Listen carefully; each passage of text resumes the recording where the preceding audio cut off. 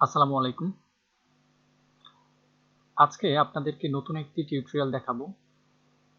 সেই টিউটোরিয়ালের মাধ্যমে আমরা দেখব যে কি করে একটি পাবলিক এপিআই কে আমাদের নিজস্ব ওয়েবসাইটে ব্যবহার করতে পারি। কি করে আমরা নির্দিষ্ট একটা ওয়েবসাইটের এপিআই আমরা আমাদের নিজস্ব একটা ওয়েবসাইটে ব্যবহার করতে পারি। এপিআইটা কেন ব্যবহার করি সেটা একটু বলি। এপিআইটা হচ্ছে অ্যাপ্লিকেশন প্রোগ্রামিং ইন্টারফেস। এটার মাধ্যমে একটা ওয়েবসাইটের ডাটা খুব সহজেই আমরা অন্য একটা ওয়েবসাইটে ব্যবহার করতে পারি।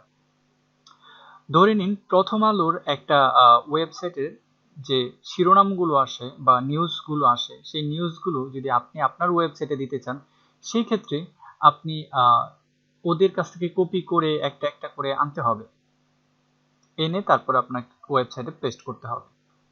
কিন্তু আপনি যদি চান যে না আমি কপি করব না, প্রথম আলোতে যেই নিউজটা যখনই শেয়ার হয় তখনই আমাদের ওয়েবসাইটে স্বয়ংক্রিয়ভাবে চলে আসবে, সেই ক্ষেত্রে আপনি এপিআই এর মাধ্যমে এই সিম্পল কাজটা করে নিতে পারবেন। অনেক বড় একটা কাজকে খুব সিম্পল করে নিতে পারবেন। কিন্তু যদিও প্রথম আলো এরকম কোনো এপিআই প্রদান করে না, বাট উদাহরণস্বরূপ আপনাকে এমন একটা কথা বললাম। ঠিক তেমনি অনেক ওয়েবসাইটে বিভিন্ন ধরনের তথ্যগুলো শেয়ার করে, যা এপিআই এর মাধ্যমে আপনি আপনার ওয়েবসাইটে ব্যবহার করতে পারেন। ঠিক তেমনি এখন ঘরের মধ্যে আমরা সবাই বন্দি আছি, বাংলাদেশ সহ বিশ্বের অন্যান্য দেশের সবাই ঘরে বসে বসে আমরা কাজ করছি, বাহিরের যত কাজ। এটা মূল কারণ হলো করোনা ভাইরাস, বা এটার যে ভাইরাসের মূল নাম সেটা হচ্ছে COVID-19। এই ভাইরাসের কারণে এখন সবাই বন্দি অবস্থায় আছি, আমরাও আছি। আর এই ভাইরাসটাকে আমরা নিয়ন্ত্রণ করার জন্য বা কি হচ্ছে প্রতিনিয়ত, আহ, কি পরিমাণ লোক এটার মধ্যে আক্রান্ত হচ্ছে, কি পরিমাণ লোক মারা যাচ্ছে, এই সকল খোঁজ খবর আমাদের প্রতিনিয়ত রাখতে হচ্ছে। আমরা সবসময় টিভির স্ক্রলে কিংবা ইন্টারনেটের বিভিন্ন ওয়েবসাইটে চোখ রাখছি। এখন এটা জানার জন্য এটা ব্যবহার মানে আমরা চোখ রাখছি। এখন এই জিনিসটা যদি আমি আমার নিজস্ব ওয়েবসাইটে ব্যবহার করতে চাই তাহলে আমরা কিভাবে করব? এখন আমি কি প্রতিদিন আহ, কখন মিটিং হয়, কখন অ্যানাউন্স করে সে অনুযায়ী বসে থাকবো টিভির সামনে অথবা ইন্টারনেটের সামনে, নাকি অন্য অন্য মাধ্যম থেকে এনে তারপর কপি পেস্ট করে করে বা অন্য মাধ্যম থেকে জেনে আমি এখানে আমার ওয়েবসাইটে কাস্টম ভাবে অ্যাড করে দিব? এখন কাস্টম ভাবে যদি আমি অ্যাড করতে চাই তাহলে প্রত্যেক দিন আমাকে আপডেট করতে হবে, প্রত্যেক দিন আপডেট করতে হবে। একটু লেট হয়ে যেতে পারে, একটু আগে হয়ে যেতে পারে, সেক্ষেত্রে কাস্টমার অনেকটা বিভ্রান্ত হতে পারে। সেই জন্য আমরা যে কাজটা করি সেটা হচ্ছে বিভিন্ন ধরনের ওয়েব ডেভেলপার বা বিভিন্ন প্রতিষ্ঠান এরকম এপিআই সিস্টেম চালু করেছে, যার ফলে এই এপিআইটা আপনি ইউজ করলে আপনার ওয়েবসাইটে স্বয়ংক্রিয়ভাবে এই কি বলে আক্রান্ত হওয়া বা মৃত বা অন্যান্য যে পরিসংখ্যানটা থাকে, এই সংখ্যাগুলো আপনি নিজে প্রত্যেকদিন আপডেট না করে এই এপিআইটা ব্যবহার করেই আপনি আপনার ওয়েবসাইটে এই তথ্যগুলো শেয়ার করতে পারবেন বা পাবলিককে দেখাতে পারবেন। সো আজকে আর কথা না বেরিয়ে শুরু করি। আমরা একটা পাবলিক ওয়েবসাইট, সেটা করোনা বিডি লাইভ এটার নাম, আর এটার ওয়েবসাইটটা হচ্ছে faster.com, FASTAAR.com। সো এই ওয়েবসাইটটা মূলত করোনা উপলক্ষে বানানো, এটা আমার নিজস্ব একটা ওয়েবসাইট। আমি নিজে এটার ডেভেলপমেন্ট করেছি এবং বানিয়েছি। আপনাদের যদি এই ওয়েবসাইটটা নিয়ে কোনো কৌতূহল বা আগ্রহ থাকে, হয়তোবা এটা নিয়েও আমরা টিউটোরিয়াল করতে পারি। বাট আজকে যেহেতু আমরা এটা নিয়ে টিউটোরিয়াল করতে চাচ্ছি না, এই ওয়েবসাইটটা একটু রিভিউ করে নিচ্ছে আমি শর্টকাটে। এটা হচ্ছে টোটাল কনফার্ম যা হয়েছে, আক্রান্ত হয়েছে যেগুলো, সেগুলো হচ্ছে আজকে এখন পর্যন্ত 1231 জন। আর টোটাল হচ্ছে রিকভার্ড মানে সুস্থ হয়েছে 49 জন এবং মারা গেছেন 50 জন। আর এই যে গ্রাফটা দেখতে পাচ্ছেন, এটাকে লাইন চার্ট বলি আমরা। এই লাইন চার্টের মাধ্যমে আমরা তিনটা লাইনের মাধ্যমে আমরা দেখতে পাচ্ছি যে এই পর্যন্ত ঠিক 8 তারিখে, মার্চের 8 তারিখে আমাদের প্রথম করোনা ভাইরাসের আক্রান্ত রোগীর সংখ্যা ধরা পড়েছিল। এরপর থেকে গতকাল পর্যন্ত, আজকে এখনো আপডেট হয়নি, গতকাল পর্যন্ত যতটুকু আসে এই সবগুলো লাইন চার্টের মাধ্যমে আমরা দেখাচ্ছি। আপনি ইচ্ছা করলে আপনার নিজস্ব ওয়েবসাইটে এরকম ভাবেও করতে পারবেন যদি আপনি প্রোগ্রামিং এ দক্ষ হয়ে থাকেন। আমরা এপিআই এর মাধ্যমে এখানে সব তথ্যগুলো দেওয়ার চেষ্টা করেছি। তারপরে এখানে মেল কতগুলা, ফিমেল কতগুলা, তারপর কোন বয়সের মানুষগুলা বেশি এখানে আক্রান্ত হচ্ছে সেটা, এবং সবচেয়ে যেটা জরুরি সেটা হচ্ছে ডিস্ট্রিক্ট ওয়াইজ আপনি আপনার ডিস্ট্রিক্টে কতজন মানুষ আক্রান্ত হয়েছে সেই খবরগুলো রাখতে পারবেন। এখানে আপনি যদি আমি গাজীপুরের বাসিন্দা, আমি যদি গাজীপুর একটু সার্চ করি তাহলে আমি খুব সহজে দেখতে পারবো যে গাজীপুরে এখন পর্যন্ত 53 জন আক্রান্ত, অনেক বেশি হয়ে যাচ্ছে মূলত এখানে। তো আপনি আপনার যে কোনো জেলার নাম দিয়ে সার্চ করলে এখানে তথ্যগুলো ইনস্ট্যান্টলি আপনি পেয়ে যাবেন। আর এই তথ্যগুলো সবসময় আপডেট কখন হচ্ছে না হচ্ছে এখানে দেওয়া আছে, আর সোর্সটাও দেওয়া আছে। তো আমরা এপিআই যেহেতু ব্যবহার করব, এখানে আমাদের একটা অপশন আছে এপিআই, এটার মধ্যে ক্লিক করলে আমরা দেখতে পাবো যে এখানে অসংখ্য ডাটা আছে। এভাবে আমার সুন্দর করে আসতেছে লেখাগুলো। আমি একটা প্লাগইন ইউজ করেছি যার জন্য জেসন ফরম্যাটার, বাট আমি এটাকে যদি ডিফল্ট দেখতে চাই তাহলে এই হচ্ছে আমার এপিআই। সো এটা দেখলে অনেকটা মানে অনেক কোড, অনেক দেখতে অনেকটা কেমন লাগছে, সেই জন্য আমরা একটা প্লাগইন ইউজ করে এটাকে সুন্দর করে দেখার সিস্টেম করি। সো আমাদের টোটাল দেখেন, টোটাল কাউন্টডাউনটা এখানে দেওয়া আছে। কনফার্ম হচ্ছে 1231, রিকভার 49, ডেট হচ্ছে 50। আজকে আজকে এখন পর্যন্ত আজকে এখনো অ্যানাউন্স হয়নি, সেই জন্য সবকিছু 00 হয়ে আছে। অ্যানাউন্স করার সাথে সাথে আমরা এটা আপডেট করে নিব, তাহলে এটা চলে আসবে। সর্বশেষ 7 দিনে কত কনফার্ম হয়েছিল, রিকভার কত হয়েছিল, ডেট কত হয়েছিল, লাস্ট মান্থে কতটুকু, এবং ডিটেলস সেটা হচ্ছে বিস্তারিত এখানে কোন কতজন কবে আক্রান্ত হয়েছে সেটা, এবং পরবর্তীতে এখানে ডিস্ট্রিক্ট ওয়াইজ। তারপর আছে আমাদের এখানে আরো আছে, মানে এখানে সবগুলাই দেয়া আছে। যেমন হচ্ছে বয়সের ভিত্তিতে, এই যে বয়সের ভিত্তিতে, জেন্ডারের ভিত্তিতে, কোন জেন্ডার। আমরা এখানে মূলত যা তথ্যগুলো এখানে দেখাচ্ছি এই সবগুলো তথ্যই আমরা এপিআই এর মাধ্যমে প্রদান করছি। সো আপনি যে কোনো ওয়েবসাইটে এই সবগুলো ডাটা ব্যবহার করতে পারেন। কমপক্ষে তিনটা আমরা সবচেয়ে বেশি ব্যবহার করতে চাই, এই তিনটা বা এই ছয়টা। সো আপনি চাইলে ছয়টা বা তিনটা বা সবগুলো ব্যবহার করতে পারেন, আমাদের কোনো সমস্যা নেই। আমরা এটাকে পাবলিক করে রেখেছি, আপনি আপনার প্রয়োজন মতো আপনার ওয়েবসাইটে ব্যবহার করতে পারেন। জাস্ট আমাদেরকে একটা থ্যাংক ইউ দিন তাহলেই হবে। ওকে, এটা এটা হচ্ছে আমার ওয়েবসাইট, এবং ওয়েবসাইটের এপিআই faster.com/api। সো আমরা আপাতত কোডিং শুরু করি। এখানে শুরুতে আমরা একটা টেক্সট ডকুমেন্ট নেই, এটাকে আমি api.html একটা ফাইল বানাবো। তারপর এটাকে আমরা বিএস কোডে ওপেন করি। ওকে, এখন আমরা বিএস কোড ওপেন করলাম। সো আমরা একটু সিম্পল এইচটিএমএল ফরম্যাটিংটা করে নিই। সো এইখানে যে কাজটা শুরুতে আমাদেরকে করতে হবে, আমাদের ভিউ.js-টাকে ইউজ করব আমরা আমাদের কাজের সুবিধার্থে। আমরা অন্যান্য বিভিন্নভাবে এটাকে ইউজ করতে পারি, বাট আমাদের সুবিধার জন্য আমরা ভিউ.js-টা ইউজ করব। এখানে আমরা ভিউ.js এর ওয়েবসাইটে গেলে আপনি এটা মূলত পেয়ে যাবেন। এখান থেকে আমরা সিডিএন ইউজ করব। আমরা এটাকে উপরে ইউজ করতেছি, দেখেন হেডের মধ্যে। তারপর এইটার জন্য আমাদের আরেকটা প্লাগইনস লাগবে, সেটা হচ্ছে এক্সিওস। সো এখান থেকে আমি এক্সিওসটাকে নিচ্ছি। ওকে, যে কোনো একটা নিলে হবে। ব্যাস, আমাদের নেওয়া হয়ে গেল। এখন আমাদের যে কাজটা করতে হবে সেটা হচ্ছে বডির মধ্যে আমাকে একটা অ্যাপ নামে একটা ট্যাগ ইউজ আইডি নিতে হবে। ওকে, এইবার আমি আপাতত এখানে আর কিছু করছি না। তারপর আমি এখানে স্ক্রিপ্ট নামে একটা ট্যাগ নিব। স্ক্রিপ্ট ট্যাগের মধ্যে মূলত আমরা কাজ শুরু করব। সেই ক্ষেত্রে আমরা একটা ভেরিয়েবল ডিক্লেয়ার করি। জাভাস্ক্রিপ্ট যদি আপনি জেনে থাকেন তাহলে খুব সহজে বুঝতে পারবেন, আর না জানলেও সমস্যা নাই। আমি এখানে খুব সিম্পল কোডের মাধ্যমে খুব সহজেই দেখায় দিব, আপনি খুব সহজে এটা দেখে দেখে কাজ করতে পারবেন। একটা ভেরিয়েবল নিলাম অ্যাপ সমান আমরা সমান আমরা নিউ ভিউ ক্লাসটাকে আমরা ডিক্লেয়ার করব, এটার মধ্যে ফাংশন হবে। ওকে, ইএল দিব। ইএল মানে হচ্ছে এলিমেন্ট। এলিমেন্টটা কি? এলিমেন্টটা হবে এখানে এই যে অ্যাপ নামে আমরা আইডিটা নিয়েছি, আপনি অন্য নাম নিলেও সমস্যা নেই, জাস্ট এখানে যেন চেঞ্জ না হয়, একই হয়। ডিফল্ট ভাবে আমরা সবসময় অ্যাপ ইউজ করি, সেই জন্য অ্যাপ দিলাম। তারপর আরেকটা হবে ডাটা। ডাটাটা একটা অবজেক্ট, সো আমরা অবজেক্ট হিসেবে নিলাম। এরপর আমরা এখানে আরেকটা ফাংশন নিব, ক্রিয়েটেড।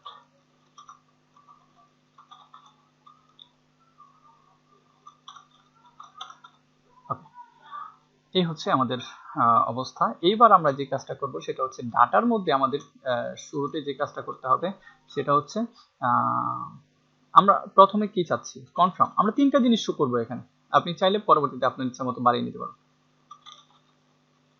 কনফার্মড, সো কনফার্মটা আপাতত আমরা নল অথবা শূন্য রাখতে পারি, শূন্যই রাখলাম। তারপর কমা, তারপর রিকভার্ড,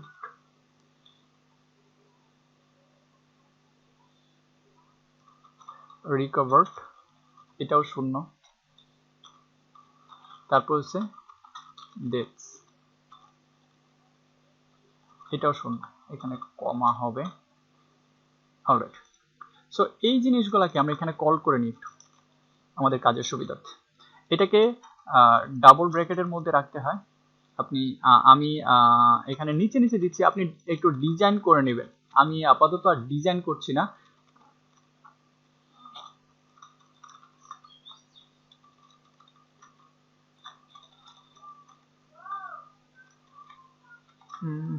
কি ব্যাপার, আচ্ছা আমি এটাকে একটু কপি করি। ওকে, তাহলে আমি এটাকে এখান থেকে কপি করে এখানে, তারপর এখানে, এইখানে।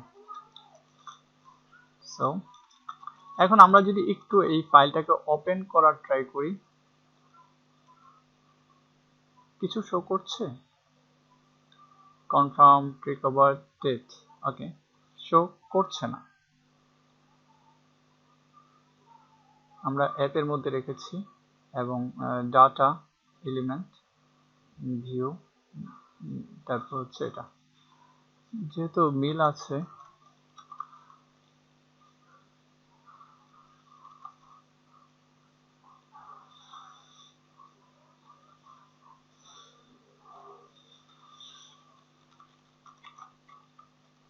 অলরাইট। আমাদের এখানে আইডিটাকে ডিক্লেয়ার করে দিতে হবে, আমরা ভুলে গিয়েছিলাম। আমি এখানে তিনটাই শূন্য শূন্য দিয়ে রেখেছি এই জন্য। এবার চলুন আমরা সার্ভার থেকে আমাদের ডাটাগুলো নিয়ে আসি। এখানে প্রথমেই যেটা করতে হবে, আমরা এক্সিওস এখানে কল করেছি, সো এক্সিওসটাকে আমরা এখানে ব্যবহার করব। এক্সিওস ডট গেট নামে একটা ফাংশন আছে, সেই ফাংশনটা আমি ইউজ করব। এখান থেকে আমি গেটের মধ্যে যে জিনিসটা দিব সেটা হচ্ছে এই ইউআরএলটা কপি করে আমি জাস্ট এখানে দিয়ে দিলাম। এরপর এটার নিচে বা এখানে আমরা যেটা হবে দেন, এটা হচ্ছে একটা ফাংশন res, আমি একটু শর্টকাটে লিখছি। এটা হচ্ছে রেসপন্স যেটা আসবে সার্ভার থেকে, অথবা রেজাল্ট বলতে পারি। তারপর সেটাকে আমরা এখানে দিব। তারপর আমরা একটু লগ করে দেখি, কনসোল লগ। আপনি নিশ্চয়ই জাভাস্ক্রিপ্ট বুঝে থাকলে এটা জানবেন। আমরা দেখি আমরা ওয়েবসাইটের মধ্যে এখন কি আসছে। এখানে আমরা একটু ইন্সপেক্ট করি, আমরা এখানে কনসোলটা দিয়ে রাখি। ওকে, এই যে দেখেন আমার এইখানে এটা দেওয়ার সাথে সাথে এখানে ডাটা অনেকগুলো চলে আসছে। এই ডাটার মধ্যে থেকে আমরা এই অনেক অপশন আছে, বাট আমরা শুধু নিব এই ডাটা।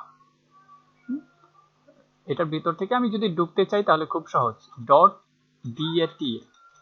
এবার আবার ট্রাই করি আমরা, এই দেখেন এখন আর আগের অপশনগুলো নাই, এখন এখানে চলে আসছে age, details, district, gender, last 7 days, today, total. So আমি এখানে টোটালটাকে ধরবো, তারপর আবার ডট টোটাল, আমি আবার রিফ্রেশ করছি। তারপর দেখেন এখন চলে আসছে কনফার্ম কত, ডেট কত, রিকোয়ার্ড কত। সো আমাদের এইগুলাই লাগবে, আমাদের যেহেতু এইগুলো লাগবে তাহলে কনফার্মটাকে আমরা নিয়ে নিই এখানে।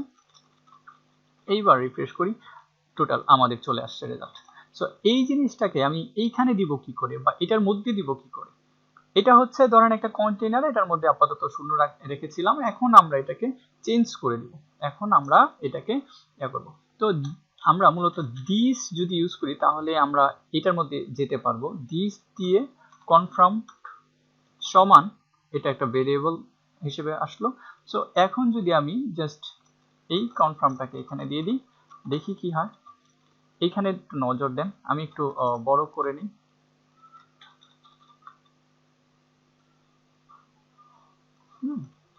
এই হচ্ছে অবস্থা। এখন দেখেন 1231 চলে আসে। হ্যাঁ, তার মানে একটা আমার অলরেডি হয়ে গেছে। তো আমি যদি চাই এখান থেকে আরেকটা করার জন্য,